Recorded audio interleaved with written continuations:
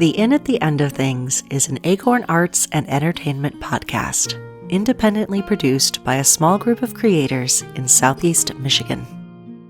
Since we run the show ad-free, we rely entirely on support from listeners like you to keep the Inn's hearth fire burning through the night. You can support us and receive bonus content with a one-time donation at www.acornartsandentertainment.com/The Inn, or by joining the Hall of Patrons within our Patreon community. Even the price of a cup of coffee goes a long way to keeping the lights on for our little inn.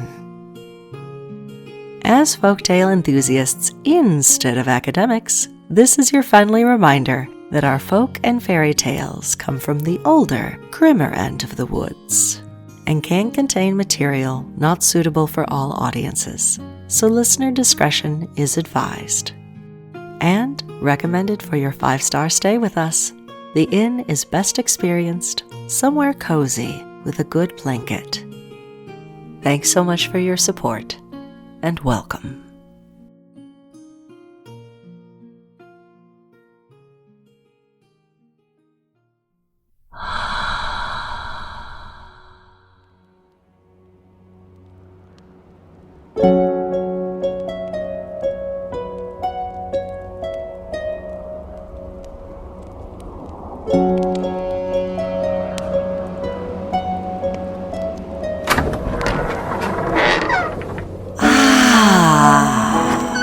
Welcome, pilgrim.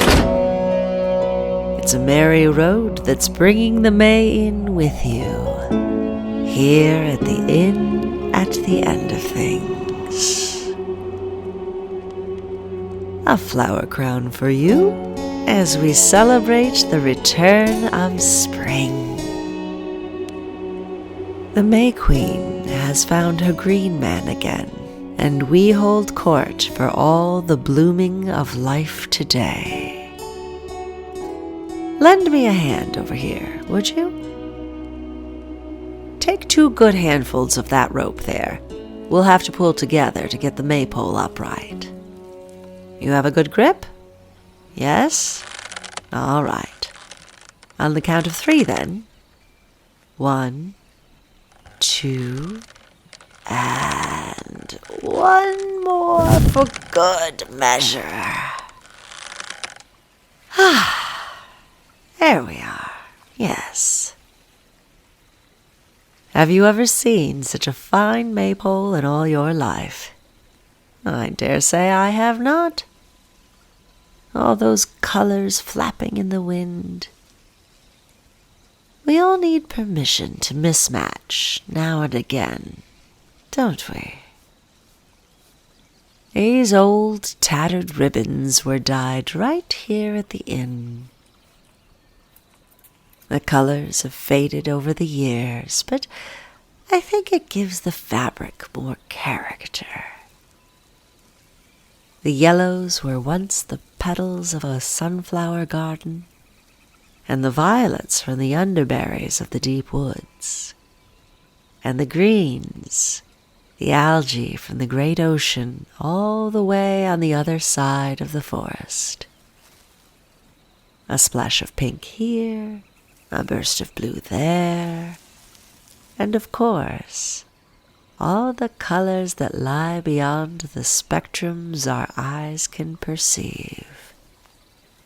Here they are, all together as one. The rainbow herself would faint with jealousy. I dare say I could never have gotten this maypole up by myself. Thank you for lending your strength, pilgrim. We're preparing for the spring festival, you see. It's quite the gaggle of odd souls. Some young, some old, some very old, all drawn together by the promise of rebirth, renewal, and rejoicing. But let me see you properly. There you are. It's good to see you again. How many miles have you traveled since we last saw each other? Huh? Oh, that's more than I could count, and more than I'd like to. Your feet must be screaming at you. Well, nothing a quiet evening and a good spring breeze can't soothe. We have a special alchemy for weary souls. Now, close your eyes, my dear. The rest of the world can find you later.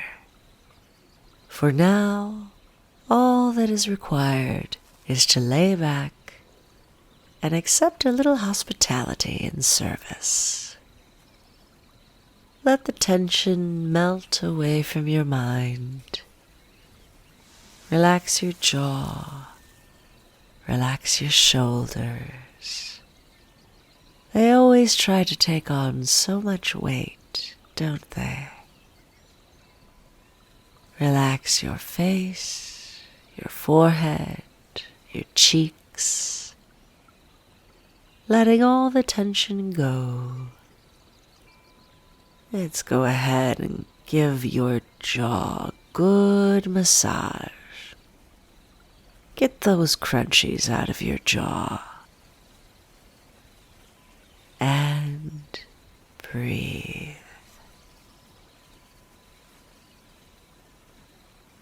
That's all you have to do in this moment. Just breathe in and out. Ooh, one more of those. The deepest breath you've taken today. In and out.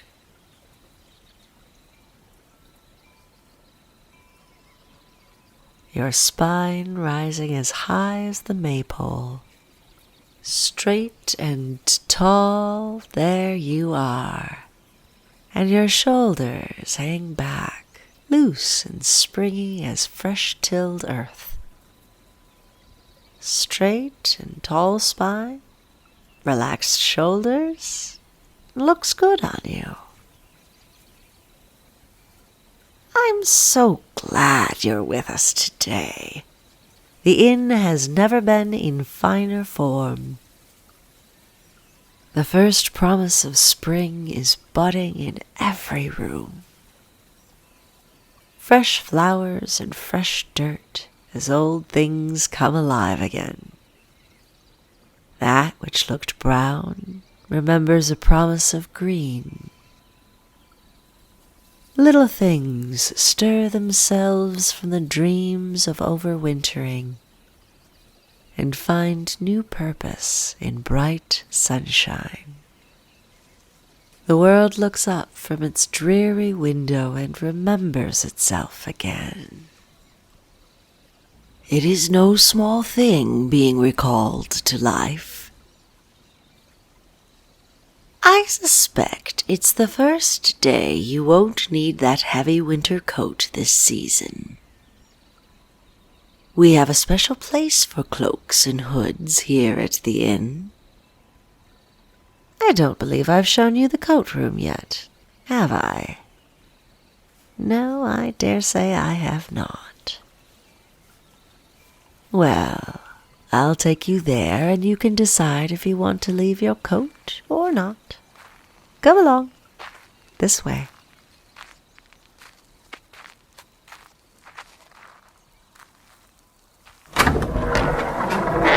It's left up here, the first door in this hall. Here we are. Come in, don't be shy. It's much bigger on the inside than you may think. Many of these coats belong to current residents of the inn, and others have been left here for years and years. Either way, they all belong. Have you a coat that needs a hook? Ah, Cian. I suspected we might find you here. How are you this evening? Fine as ever, Keeper, fine as ever. Our dear friend was just arriving. That a fact? Well, should you need a spot to hang your hood, there's many a post in the back 3 rows, friend. Past the rack of leather vests and keep going. If you reach the teleportation suits, you've gone too far. Easy to get lost. This room's bigger than it would seem. I'll leave you to wander the cloaks and furs and find a spot to leave your coat if you'd wish. Cian will see to anything you need. Aye, there's truth in that.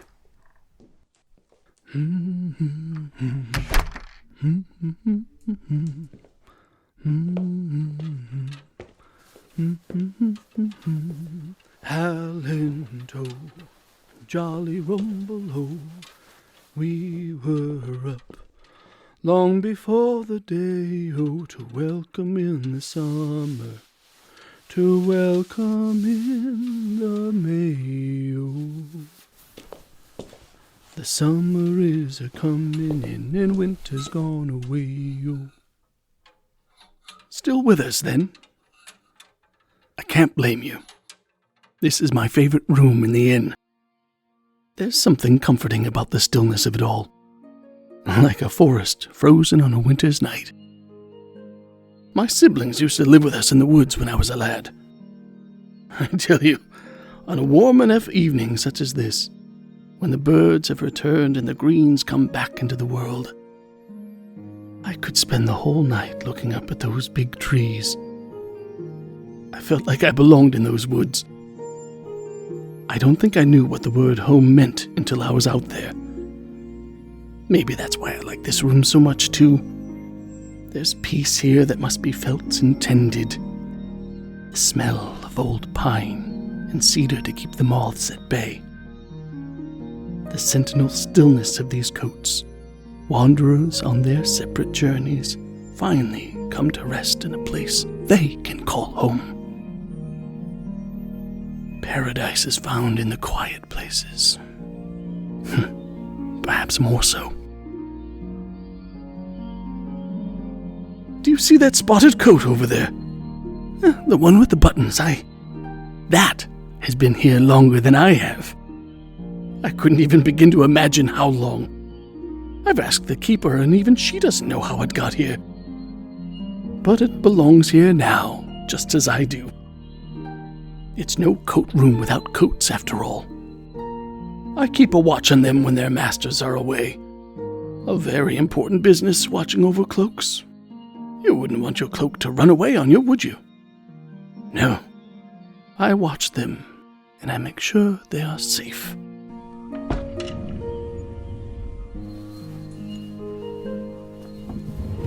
This here's the lost and found, where the forgotten things find home. I give it a little special attention every day.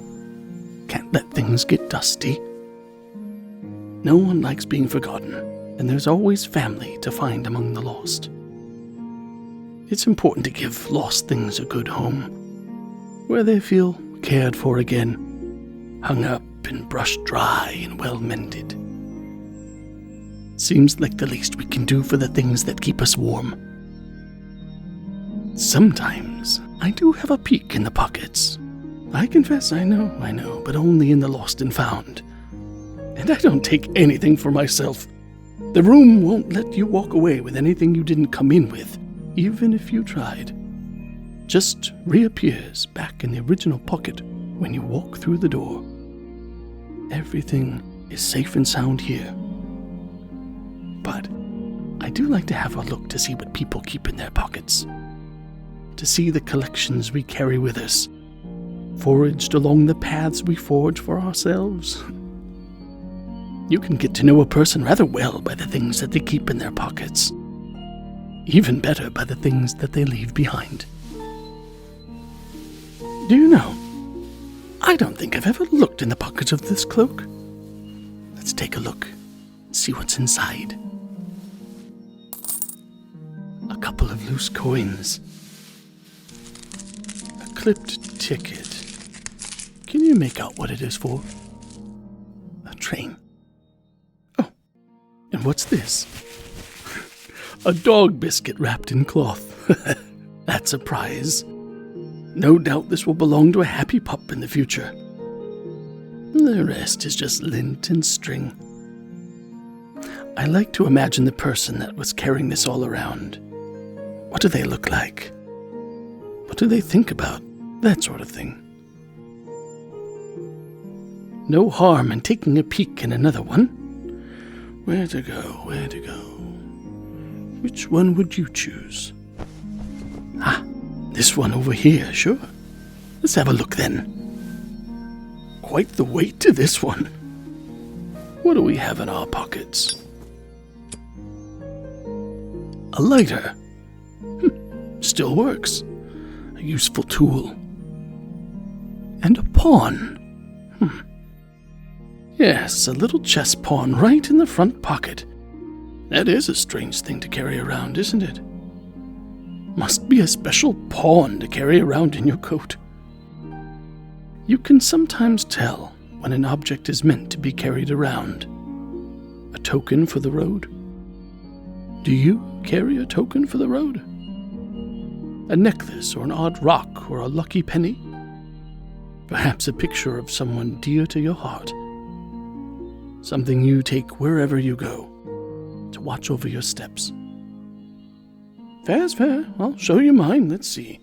Where is it? There it is. Do you see this little coin?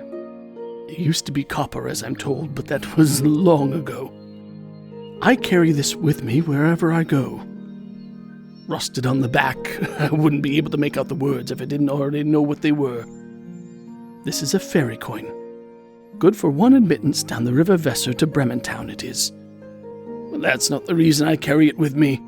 It has more to do with the story my father told me long ago.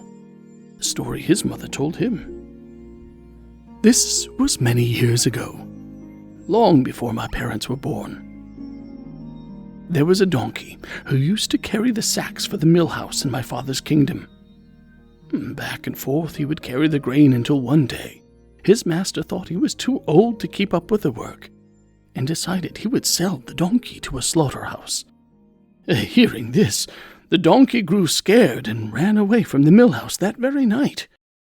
He knew he was old, but he still had a fine spirit within him. He thought to himself, I may be old, but I could become a musician in Bremen Town. I've always wanted to sing in a band, and this is as good a chance as any.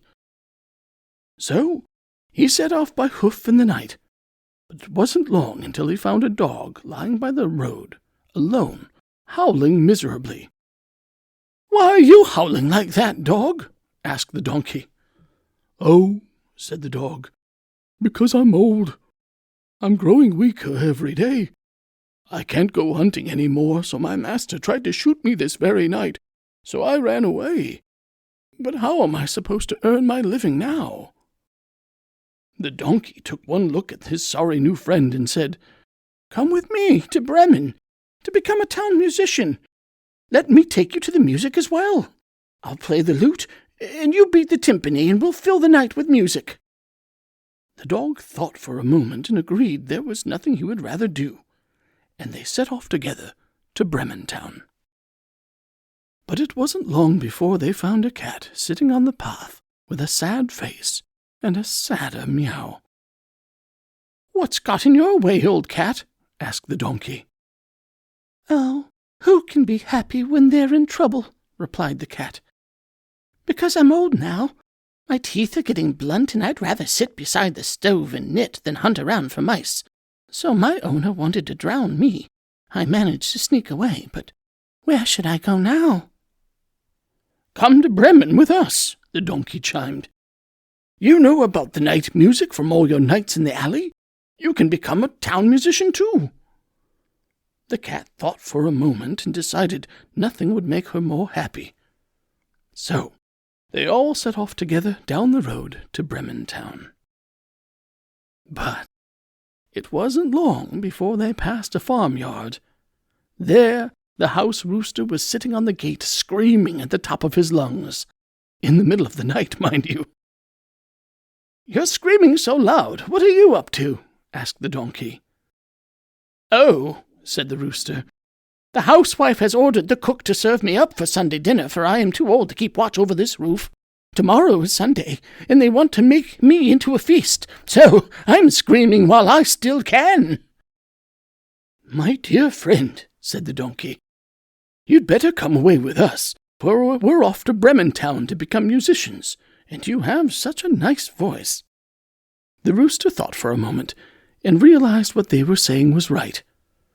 So they all set off together to catch the ferry down to Bremen Town. But they weren't able to reach Bremen Town in one day. So, when evening came, the four misfits found themselves in a forest alone, looking for a place to sleep.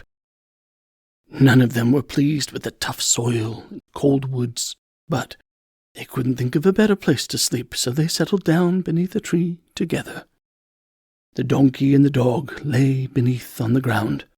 The cat climbed onto a branch, and the rooster soared to the top of the tree to find a roost.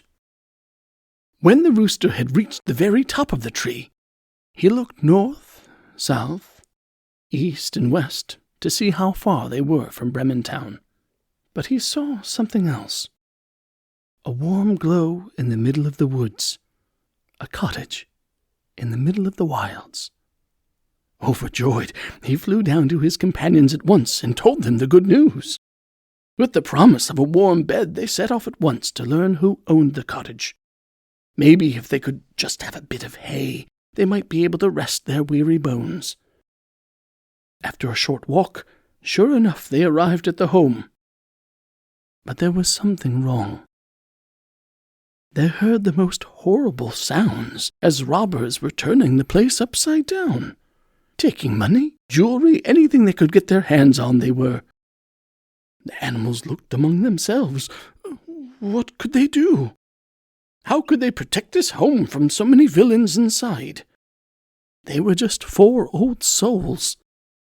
4 old souls the world didn't want anymore. But after they wrung their paws, claws, toes, and hooves, they put their heads together until they came up with a plan. They would fill the night with their music and see if they could scare the robbers away. And on the count of 3, 1, 2, 3, the donkey brayed, and the dog barked, and the cat meowed, and the rooster crowed as loud and as wild as they could. And they rattled the sides of that little cottage with their voices. Oh, and I tell you, what I would have given to see those robbers' faces inside. Quick as a whip, they ran for their lives at the sounds. For they were a very superstitious bunch, and thought a ghost or demon from hell was coming to punish their wicked ways. They ran until they were no longer in sight of the house. Seeing the home was safe, the donkey, the dog, the cat, and the rooster laughed until they cried outside the window. What a sound they had made! They never could have done it by themselves, but together they had driven those robbers away. They entered the house together, and each found a spot to lay down. The donkey lay on the couch, the dog by the door, the cat by the stove to finish her knitting, and the rooster on the roof to see the stars. What a cozy home it was, full to brimming with fresh quilts for frozen paws and soft pillows for fuzzy faces.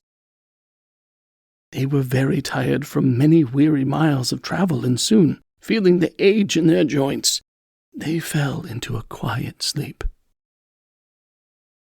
But greed, it seems, never sleeps, and after the robbers found each other in the woods, they pulled each other back to their senses. "Come now," they said. "We shouldn't have let ourselves be scared by the sounds of the night. We'd better go back and make sure there was something there at all. For shame, getting spooked by the woods at night. We're tough, and we can kill anything that stands in our way." At the darkest hour of the night, they crept back to the cottage where the animals slept. The master of the pack set in the strongest robber to see what was in the house. Quick as a whip, he marched inside. But it was dark, so he went to the stove to strike a match. As he did, he saw the cat's eyes glowing like hot coals. He tried to swat her, but she jumped on his face and scratched him. The robber was so scared he ran to the back door. With a chomp, the dog bit his arm. Next to the couch, he was struck hard by the donkey's leg, and on his way out the door he was pecked ferociously by the rooster. The robbers heard the noise and watched as their companion came stumbling back to them. "What is in that house?" they asked. "There's a witch by the stove, who scratched my face," the strongest robber said. "A man at the back door with a knife stabbed my arm.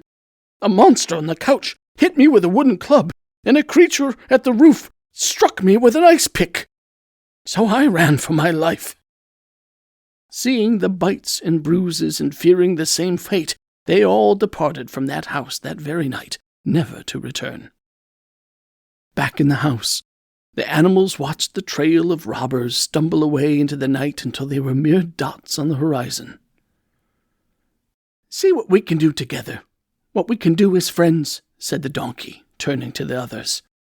"There is no soul too old for new life that has friends." And with that, they sang the night away, together, with their loud, bad, terrible, horrible, off-key, shaky, pitchy old voices. They say those fine friends, they never made it to Bremen Town, but rather spent the rest of their days in that cottage in the woods, because their friendship was all they needed to be happy. If you listen on a moonless night, you might hear them out there singing their tunes. There's more than one night that I heard them myself. I always asked my father to tell me that one when it was my turn to sleep. We're never too old for new fellowship, are we? It can be so hard to hold on to friends as we grow older, even harder to make new ones. Community is a word that I've always struggled to hold in my hands. But home can be discovered in a small place too. Little moments, friends you see only once a year, the kindness of strangers, the communion of neighbors. I feel that way here at the inn. Home. Doesn't make the road an easy walk, does it? Those poor animals came face to face with their very lives a few times on that road, and would have faced worse if they stayed where they were.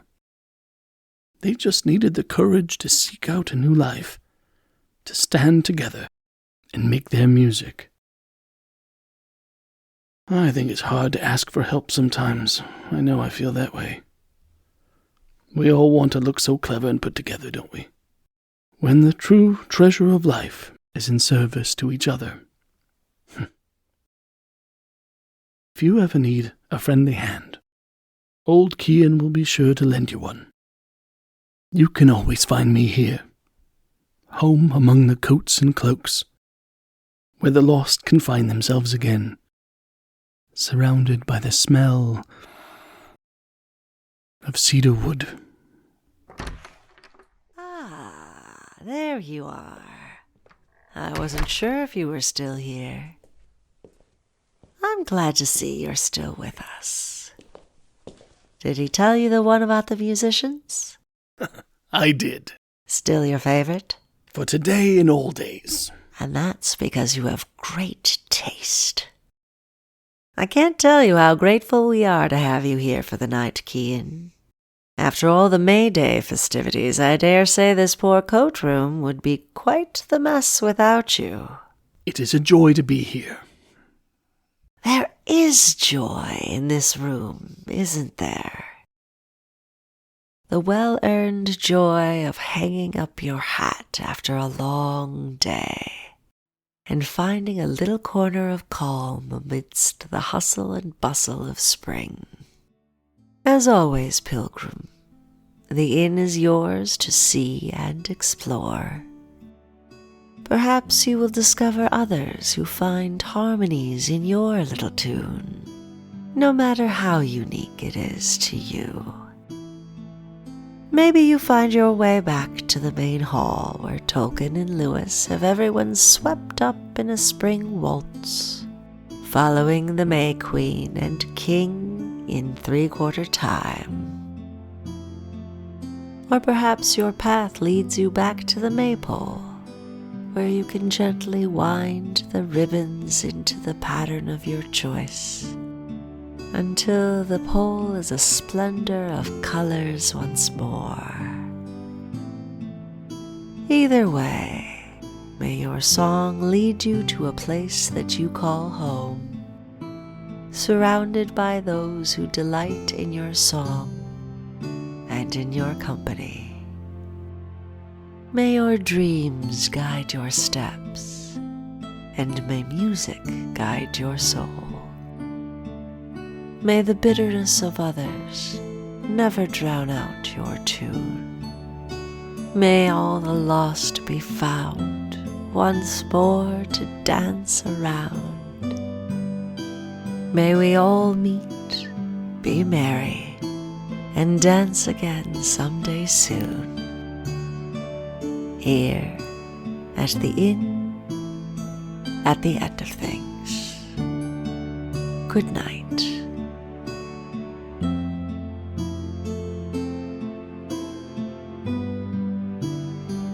You've been listening to The Inn at the End of Things, an Acorn Arts and Entertainment production.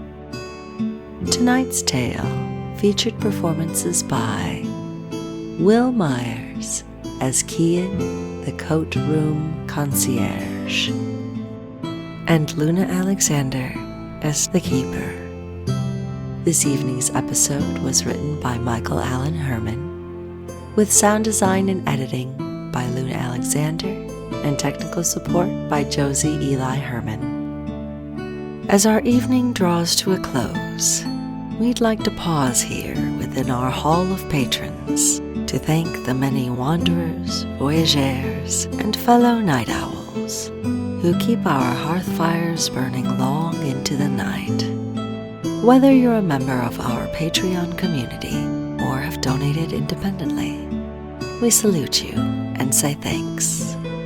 We couldn't do it without your support. This week's list of hallowed heroes includes Sarah McNitt, Amanda Logston, Jason Such, Brian Leduc, Ruth Needler, Joanna Corina Palaska, Chris Hoffman Kraske, Patricia Tuma, John Stanford, Lindsay Harris Friel, Robin Schwalanek Krenzel. A special thank you to the Plymouth Community Arts Council for their sponsorship of our first season, and a reminder to support your local arts communities. May your generosity be returned threefold wherever the road finds you. Good night.